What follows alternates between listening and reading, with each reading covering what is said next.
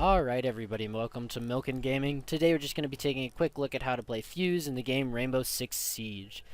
As you can see, Fuze is able to use a shield, and when you do so, which is often the good idea because shields are pretty overpowered right now, you should use the GSH as your secondary weapon. It has higher mag capacity and is a more versatile gun than the PMM, which is its counterpart.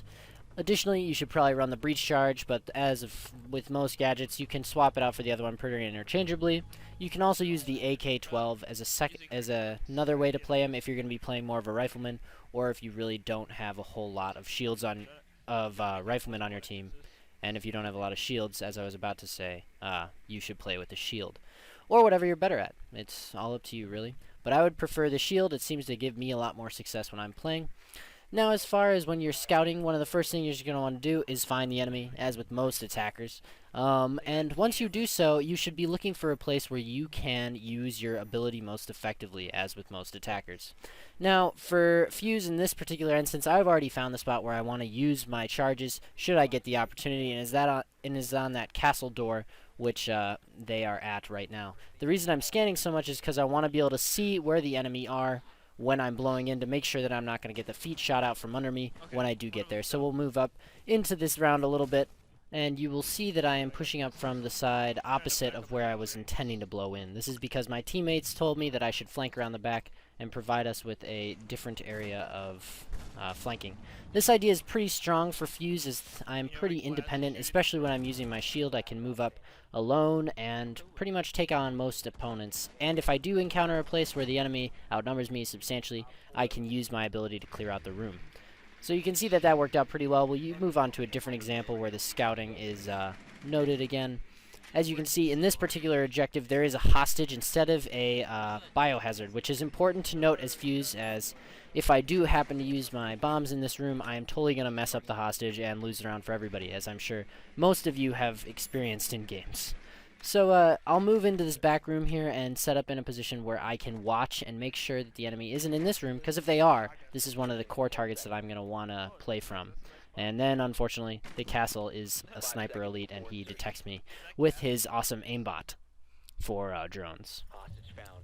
So here we are, moving up inside again. You'll notice from my team comp that I am one of the only people that can really enter a room effectively or breach effectively without putting a lot of people in danger. So it's going to be core in our team strategy for me to be in the front lines with my shield and clearing out rooms for us. So as I'm moving up, I'm going to be noting places where I cannot be shot from. I'm looking to breach through the floor and hopefully kill one of them below me, but none of the floors are breachable for me, so I'm looking around for an opportunity, and here we find a wooden floor. It is really important to note that you can blow up any place where there is a wooden floor. Now that I've popped that grenade down there, I'm going to start pushing up into the enemy position. Hopefully my grenade was able to disrupt them enough for me to push in without too much opposition.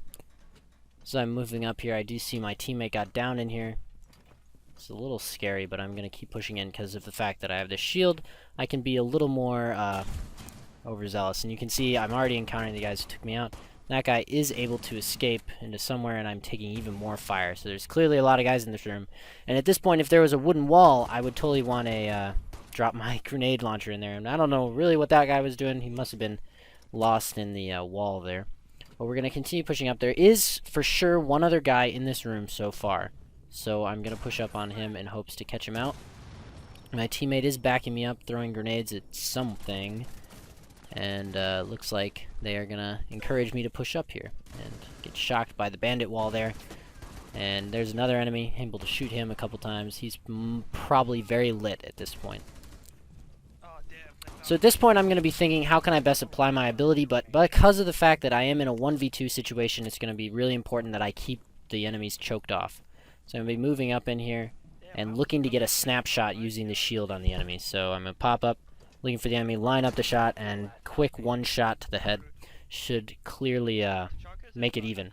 So now I'm looking for Tachanka here, using my shield to take advantage of the situation. I'm thinking that I should blow in, but because of the hostie, I'm not gonna. And also the fact that Tachanka is probably waiting for such a thing. My teammate calls out that he's around the corner. I'm able to move in and get the kill. So hopefully this taught you a couple things about how to play Fuze. Sorry there's not a whole lot of AK footage in this. I figured that you guys all know how to run and gun pretty well as Fuze. It's going to be the typical play style that a run and gun would play. You just run around and make sure that you cover your shields and stay behind the majority of your team with the AK. You're going to see me using the AK here for probably like the second time ever, as I really prefer the shield. But I'm not going to really use it too effectively, so just to talk about it briefly, I would really recommend that you use the AK from a distance. It's a really powerful ranged weapon, especially with you equipped with a scope.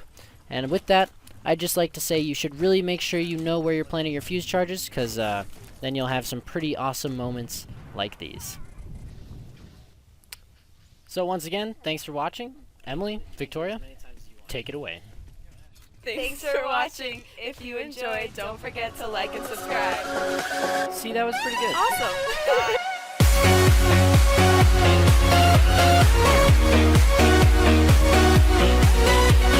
Bye.